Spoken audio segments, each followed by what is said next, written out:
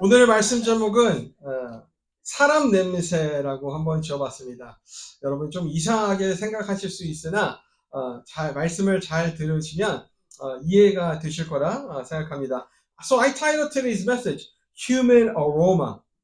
Human Aroma. What an odd title to have, right?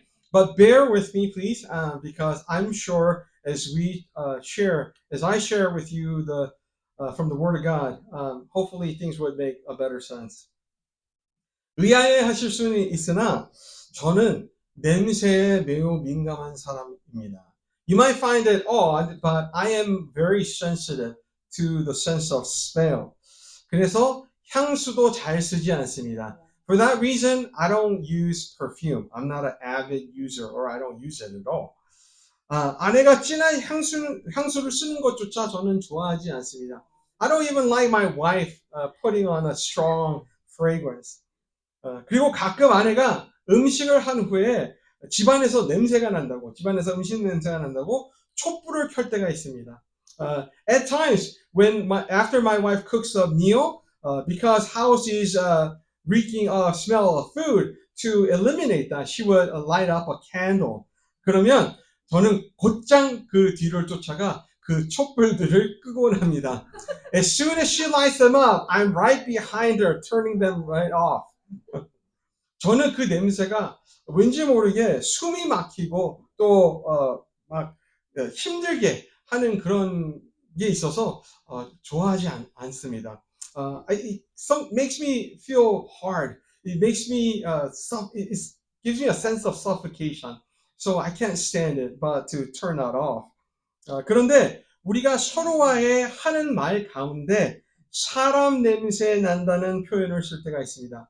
But at times we share, amongst the Koreans especially, we use an expression called you smell like human as a part of the idiom. And I'm going to explain what that means. 안 좋은 냄새 혹은 악취가 나서 사람 냄새 난다 그러지는 않습니다. We don't use that expression to like point out or criticize somebody who might not be smelling all that well. 반대로 향기가 너무 진해서 하는 말도 아닙니다. Contrarily, we're not saying that to say that they have put on too much perfume. 이 사람 냄새가 난다는 것은 인간적인 따뜻함, 혹은 혹은 솔직한 정겨운 분위기를 지닌 사람을 비유적으로 우리가 표현하는 것입니다. We use this expression to describe a person who is down to earth, who is warm in heart, who is kind and gentle and generous. 삭막하거나 기계적이지 않고 인간다운 매력과 정이 느낄 때 이렇게 긍정적으로 저 사람은 사람 냄새 난다라고 표현을 하죠. We use that expression, he smells like a human being, to say that they're not mechanical or they're not calculative, that they are warm, that they have some human component to themselves as a positive expression is what we are using. 그래서 사람 냄새 난다는 것은 그 사람의 따뜻함과 친근함을 느낄 때 우리가 쓰는 표현입니다. 맞습니까? For that reason, we use that expression, you smell like a human being, to describe a person who is warm and welcoming and kind. It's a positive expression. 그래서 말씀 제목 또한 사람 냄새라고 지은 것입니다. And that is one of the reasons why I titled today's Human Aroma. 자, 다시 한번 서로의 몸에 한번 냄새 맡아보세요. 좋은 냄새가 나는지 안 나는지. Try for yourself. Are you smelling good or bad? Or try smelling the person next to you. 네. 웃자고 하는 말입니다. I hopefully made you laugh. 공교롭게도 오늘 본문을 보면 사도 바울 또한 냄새를 언급하고 있다는 것을 우리가 볼 수 있습니다. 그렇죠? Coincidentally, when we look at today's passage, Paul, who has wrote this letter to the church of Corinth, is talking about certain aroma, certain smell. 자세하게는 구세주이신 예수 그리스도의 향기를 말하는 것을 우리가 볼 수 있죠. Specifically, he's talking about the aroma, the fragrance of Christ, isn't it? 그래서 오늘 본문 말씀을 통해 사도 바울이 말하고자 하는 그 그리스도의 향기가 무엇인지 좀 나누고자 합니다. So, utilizing today's passage, we want to find what Paul means by the fragrance or the aroma of Christ. 더 나아가 그리스도의 향기와 제목인 사람 냄새와의 관계 또한 무엇인지 좀 알아가 보면 좋겠다는 생각이 듭니다. And furthermore, I would like for you to make a connection between the fragrance that our Lord sends out with the title of today's message, Human Aroma. 우선 우리가 본문을 좀 더 잘 이해하려면 사도 바울이 고린도 서신들을 쓰게 된 배경에 대해 좀 더 잘 알아야 됩니다. Now, in order for us to have a better understanding of today's passage, we need to have a good grasp of the background story, backdrop story to why Paul is writing these things on a letter sent to the church of Corinth. 도시 고린도는 바울이 아데네에서 사역의 어려움을 겪은 후 바울이 오게 된 도시입니다. As Paul was moving around spreading the gospel, sharing the gospel, he encountered some challenges in the city of Athens. And when he was exalted and burnt out was when he traveled to and came to this city of Corinth. 이곳에서 무려 1년 반이라는 기간을 머물면서 천막 만든 일을 하였습니다. He spent about a year and a half in the city of Corinth working as a tent maker. 그리고 안식일에는 회당에서 복음을 전하였습니다. And during the Sabbath, he shared the gospel. He talked about and discussed the gospel with those who are gathered in the synagogue. 그리고 나서는 신실하고 좋은 동역자들이었던 아굴라와 브리스길라 부부를 만나 그곳에서 교회를 설립하게 됩니다. And as he was doing that, he encountered a faithful couple who was a good companion to Paul in the sharing of the gospel. The couple named Achilles and Priscilla. And they started a church there together. 이 내용은 여러분들께서 사도행전 18절을 보면 알 수가 있습니다. You could read about this encounter, this event in Acts chapter 18. 여러분, 저희 아내의 이름이 영어로 뭔지 아세요? Do you know what my wife's name is in English? Prisca. Prisca죠. 그게 여기 브리스길라의 다른 유형의 이름입니다. My wife's name in English is Prisca, and it's a variation of Priscilla, the person who helped, the wife of Aquila, who helped Paul to establish and found the church there. 이후 그곳을 사도 바울이 안타깝게도 떠났지만 교회 문제가 많다는 소식을 접하게 됩니다. 그래서 그 문제들을 다루기 위해서 사도 바울이 그들에게 보낸 서신들이 우리가 알고 있는 고린도 전서와 후서입니다.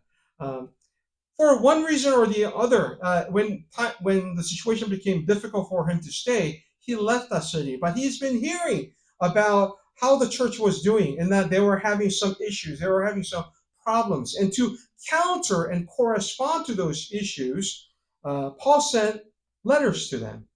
And that's what we know today as 1st and 2nd Corinthians. 그렇다고 해서 딱 두 서신만 썼다는 것은 아닙니다.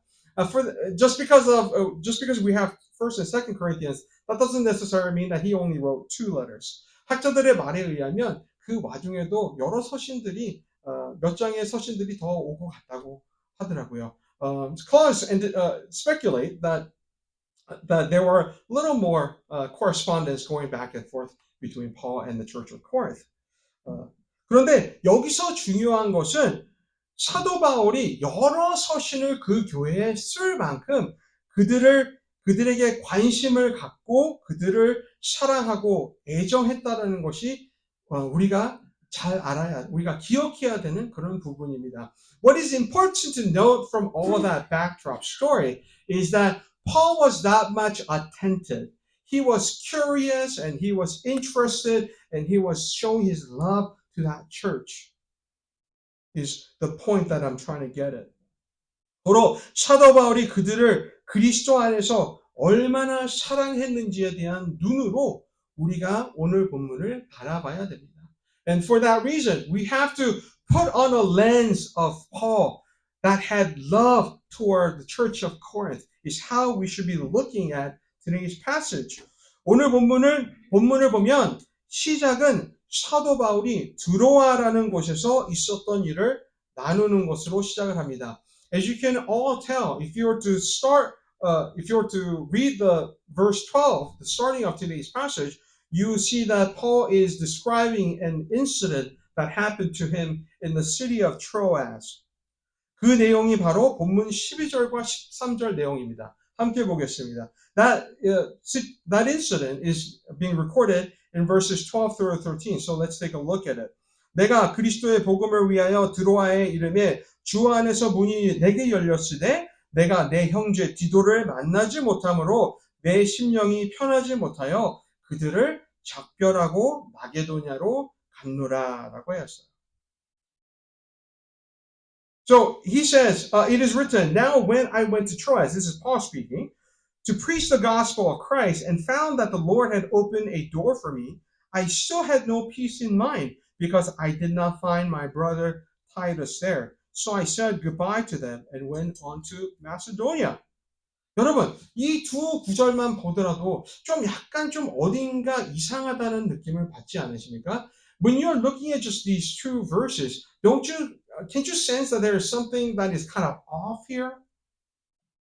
분명 사도 바울이 말하기를 드로아에서 사역을 시작할 준비가 다 되었다고 해요. 그렇죠? 문이 열렸다고 해요. 주님께서 사역을 시작할 수 있는 문이 열렸다는 거예요. 그러면 그렇다고 하는 것은 복음을 전하면 전하는 대로 받아들여서 그곳에서 개척을 할 수 있고 부흥을 할 수 있는 그런 상황이었다는 거예요. What Paul is trying to indicate by describing the situation as a place being open, meaning that the city of Troas was ready to accept the gospel, that they are ready to start a church, that where it's going to be a revival.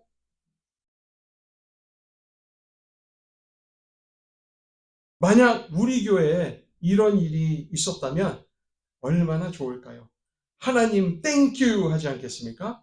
Now, if this were to be a situation that our church was encountering, wouldn't you be glad? Wouldn't you be happy and say, thank you, Lord, for this revival? 저 또한 개인적으로 우리 신권사님이 기도해 주신 것처럼 이렇게 활성이 넘치는 생명이 넘치는 곳에서 준비된 곳에서 사역하고 싶은 마음은 사실이에요. I also honestly would like to minister and lead a church or serve a church where things are ready and prepared. 질투 날 만한 곳이에요. It's a place of ministry that I might be envious of. 그런데 13절을 보면 사도 바울이 이같이 잘 준비된 곳을 머물지 않고 떠나는 것을 우리가 볼 수 있습니다. 그렇죠? But we see Paul leaving behind what's ready to blossom. Right? And he moves on to Macedonia.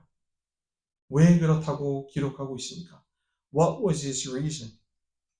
13절 시작에 이렇게 말하죠. 내 형제 디도를 만나지 못함으로 내 심령이 편하지 못하여. 그렇다고 하는 거죠. He says in verse 13, I still had no peace in mind because I did not find my brother Titus there. 다시 말해, 한 사람 때문에, 한 영혼 때문에 바울이 마음을 불편해해서 다 준비된 사역지도 내려놓고 디도를 찾아서 마게도냐로 간 거예요. 여러분 이게 이해가 되세요? In other words, what Paul did was he said no to that offering of that position to start that church where everything was ready to find one fellow believer that was not there. He declined that offer and moved on in search of Titus. Could you comprehend that? Would you say that's reasonable? 여러분이라면 이 같은 선택을 하셨을까요? Would you have made such a choice? 저 같았으면 이 같은 선택을 했을까요? Would I have made this choice? 아닐 것 같다는 생각이 듭니다. 유혹이 너무 큽니다. I wouldn't say I can't be confident to say yes. 생각해 보세요. 다 찬성한 사역을 한 사람의 반대로 인하여 올스톱하겠다는 말 아니에요. 그렇죠? Paul was declining a ministry, a church that is ready to get going just because of one individual. 그런데 그걸 아세요? But did you know this? 바울도 처음엔 이러한 성품을 지닌 사람이 아니었어요. In the beginning, when Paul, even after receiving the Lord, when he was starting out sharing the gospel all over the place, this wasn't his character. 사도 바울은 사람보다는 사역을 더 중요시하는 사람이었어요. Apostle Paul thought of ministry, spreading of the gospel, more important than each individual. 어떻게 하는 줄 아세요? Do you know how I know this? 한 사건이 있었어요. There was one incident. 그가 처음 선교 여행을 떠날 때 바나바의 친인척이었던 어린 마가와 그 처음 선교 여행을 떠났어요. When Paul ventured off to his first missionary journey, a fellow believer named Barnabas, and his relative, young Mark, had accompanied Paul. 그런데 그 여행 중 마가가 도망을 쳤어요. But in the middle of that missionary journey, Mark abandoned them. 그래서 두 번째 선교 여행 때는 바나바의 간곡한 부탁에도 불구하고 마가는 물론 바나바와 갈라섰어요. But when he came back to start the second missionary journey, Paul not only refused Mark, but that argument, that dispute was so great that Barnabas and Paul parted ways. 그래서 바울은 신라를 대신 동행해서 두 번째 선교 여행을 떠나게 됩니다. And Paul, instead of taking Barnabas and Mark again, he is accompanied by another fellow believer named Silas. 그 정도로 사도 바울은 젊었을 때 사역을 중요시하는 사람이었어요.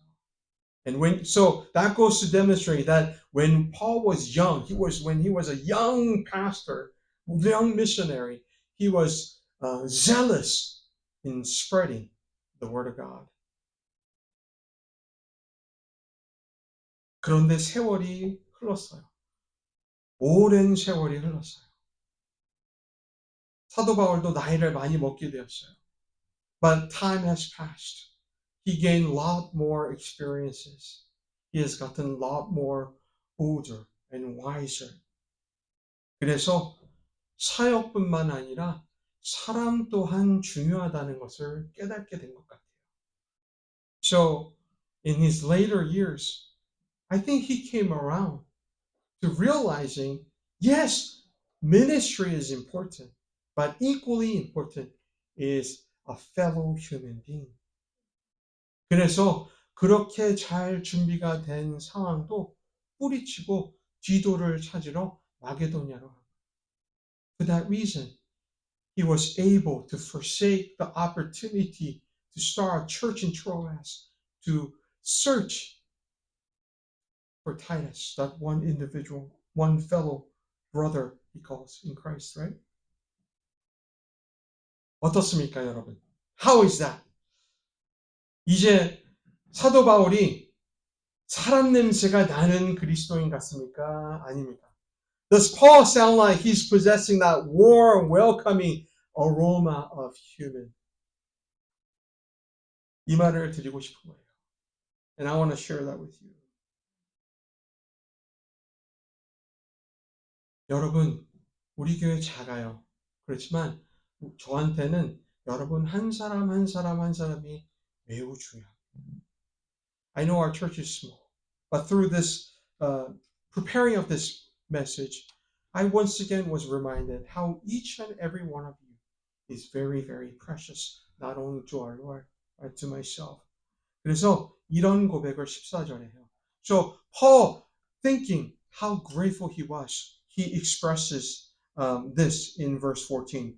항상 우리를 그리스도 안에서 이기게 하시고 우리로 말미암아 각처에서 그리스도를 아는 냄새를 나타내시는 하나님께 감사하노라. But thanks be to God who always leads us as captives in Christ's triumphal procession and uses us to spread the aroma of the knowledge of Him everywhere.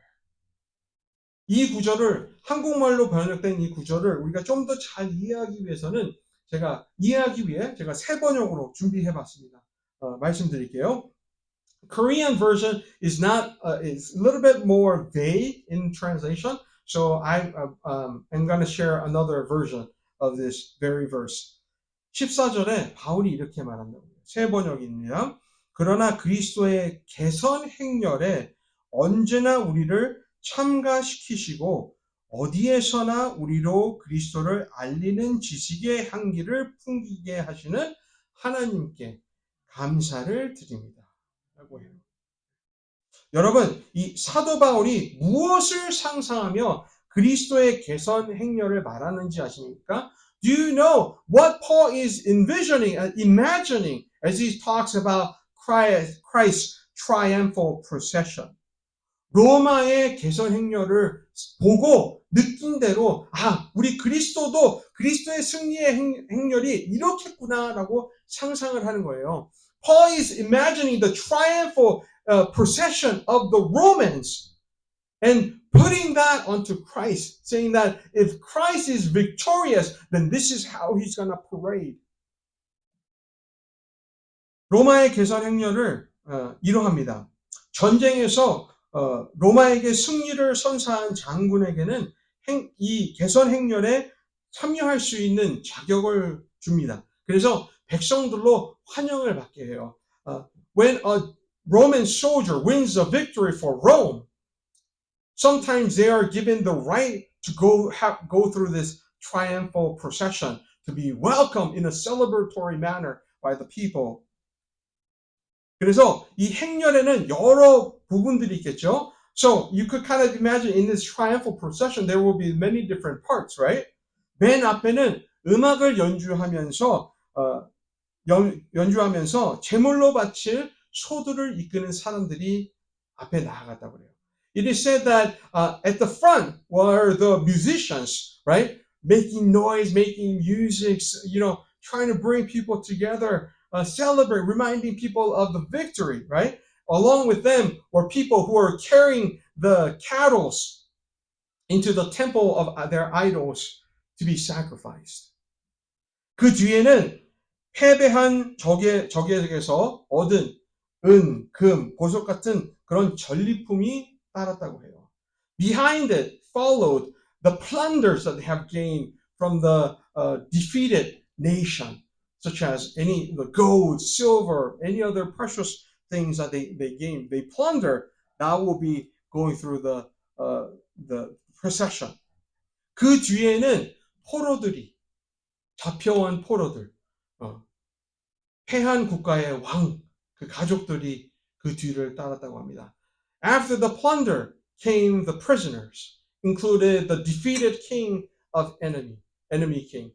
And their families, and their soldiers, and so forth. 그 포로들 뒤에는 비로소 승리에 동참한 군사들이 따르고 그 뒤에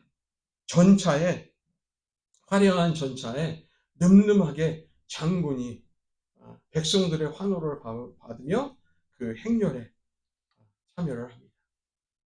Behind the prisoners were the soldiers who participated in the victorious war. Behind them was a fabulous, fancy chariot that is being ridden by the general who won the victory. 이 같은 개선 행렬을 생각하면서 승리하신 예수님을 말하고 있는 거예요. As he's imagining this Roman triumphal procession, he's also thinking of the triumphal procession of Christ. 그런데 중요한 것은 사도 바울이 자신이 그 행렬 가운데 어디에 있어도 자신이 심지어 포로가 되어도 나는 이 행렬에 동참함으로 감사하다 말하고 있는 거예요. And what Paul is trying to say the reason why Paul is saying I'm thankful to being captive is because whether he's part of a winning party or whether he's captured by Christ, he's just glad and thankful that he is partaking in that procession with Christ. 이 말을 다시 하면요. 큰 교회를 사역을 하건 작은 교회를 사역을 하건 많은 사람들 앞에서 사역을 하건 한 사람을 위해 사역을 하건 중요한 것은 자신이 복음의 사역에 동참하고 있다는 것에 감사한다는 말을 하고 있는 거예요. What Paul is in other words trying to relay is that it doesn't matter if he's serving a place where there are a lot of people are gathered. It doesn't matter if he's serving just one people. As long as he's given an opportunity to participate in the sharing of the gospel, that's the reason that why he should be thankful, is what he's trying to say through that verse. 그러니 사도 바울이 사람 냄새가 나요, 안 나요? So, do you say that he smells like a human being or not? Right? 따뜻하잖아요. 얼마나 정겹습니까? He's warm. He's so hospitable, isn't it? 이러한 성도가, 이러한 개인이, 이러한 교회가 우리가 되지 않겠냐는 거예요.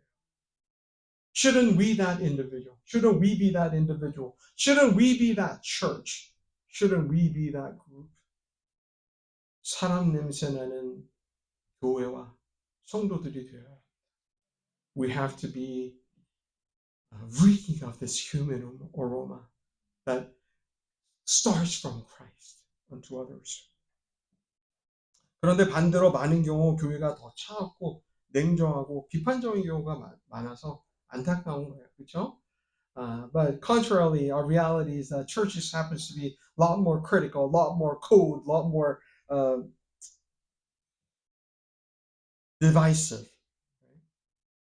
Is the problem. 우리 스포켄 소망교회 성도 여러분들은 그러지 않았으면 좋겠습니다. Please don't be that church. Okay? 따뜻한 그리스도의 향기를 내뿜는 모두가 되길 바랍니다. I hope and pray that we become the fragrance of Christ with warm human aroma. 우리가 그렇게 하기 위해서는 알아야 될 것이 분명하게 있습니다. In order for us to accomplish that, there is something that we have to know.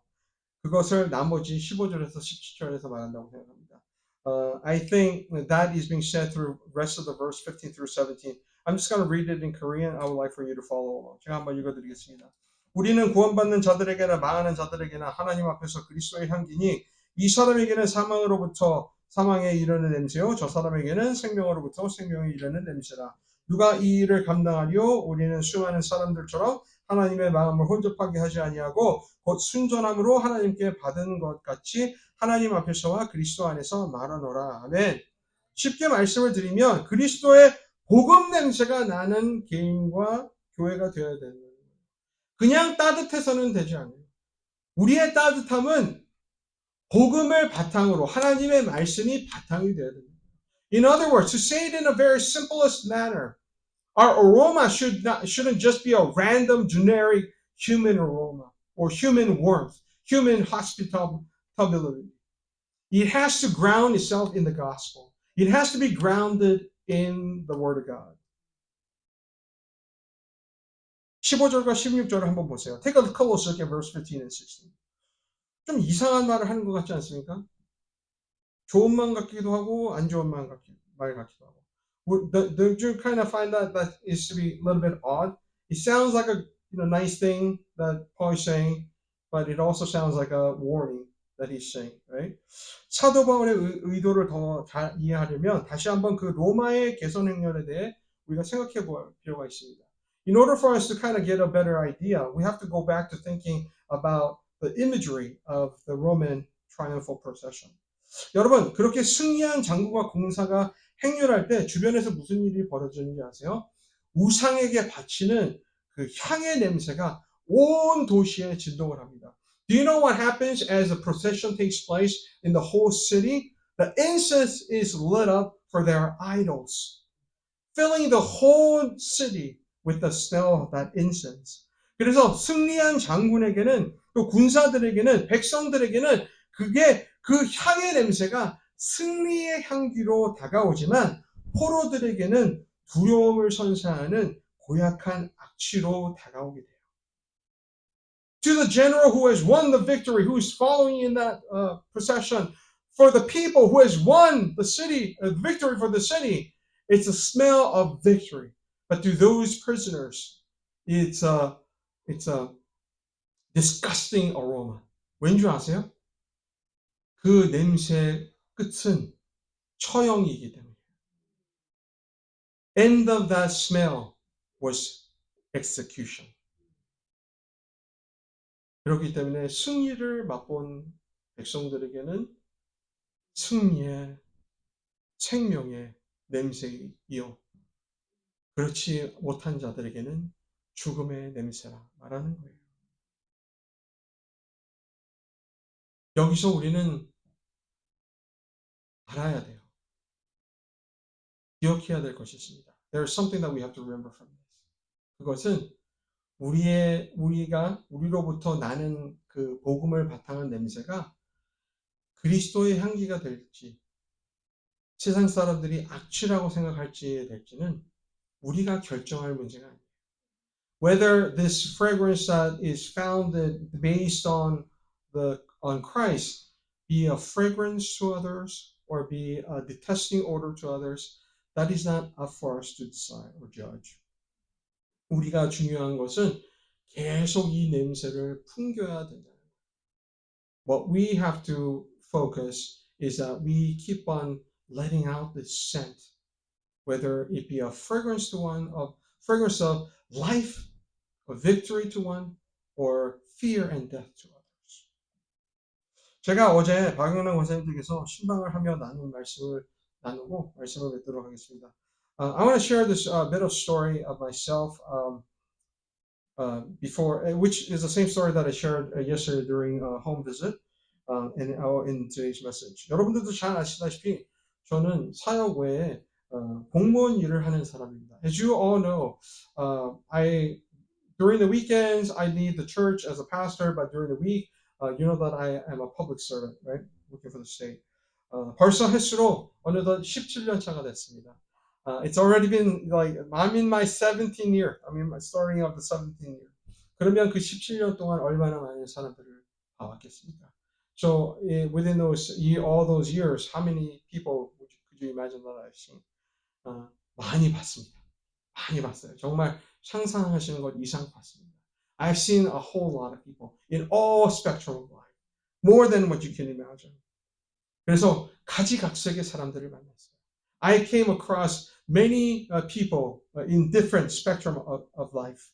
그 많은 사람들에게 많은 사람들을 만나면서 제가 도움을 선사해서 그들이 고마워하는 사람들도 만나봤고, 제가 저에게 불만을 가진 사람들도 많이 만났어요. There are those who are grateful to have received my help. There are those who turned around and criticized and cussed me out and left because I was just following the orders. 그런데 저에게 중요한 것은요, 그들이 저한테 감사하거나 불평하는 것이 아닙니다. What I find that it was more important is not them being grateful at me or them criticizing me. 제가 제일 중요시했다는 것은 규정을 따랐느냐, 규정대로 도움을 선사하고 도움을 못 드렸느냐, 그것이 저에게는 제일 중요했어요. What was important to me was whether or not I follow the process, I follow the policy. 그래서 어떤 사람들은 그 규정을 따름으로써 도움을 받았고, 또 다른 사람들은 제가 그 규정을 따르면서 도움을 받지 못했어요. So one, I followed the processes and policies in the same manner. One group of people was able to receive it, other were not. 그래서 저는 제가 일하는 것에 대해서 떳떳할 수가 있습니다. So I could be confident that I did the right thing, whether they were able to receive services or not. 제가 그들을 싫어서 안 준 게 아니죠. 도와주지 않은 게 아니죠.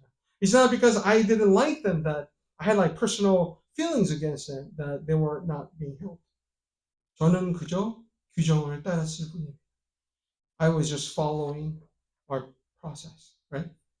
그런데 이 같은 부분을 우리가 그리스도인으로서도 적용해야 된다 생각해요.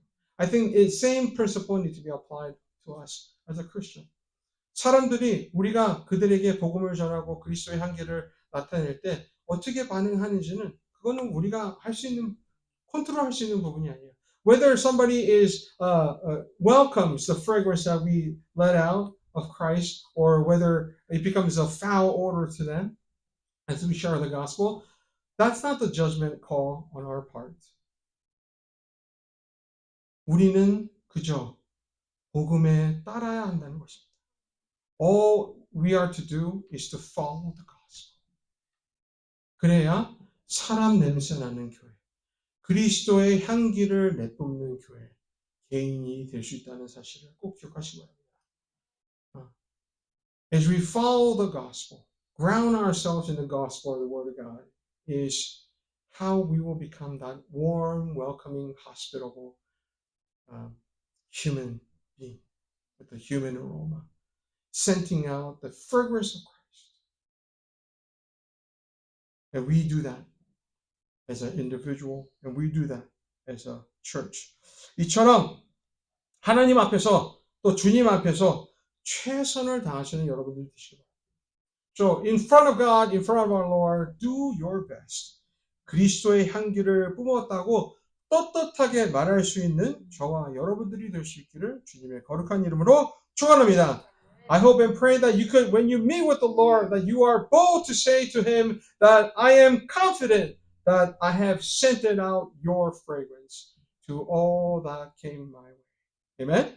Amen. Let us pray. 기도합니다.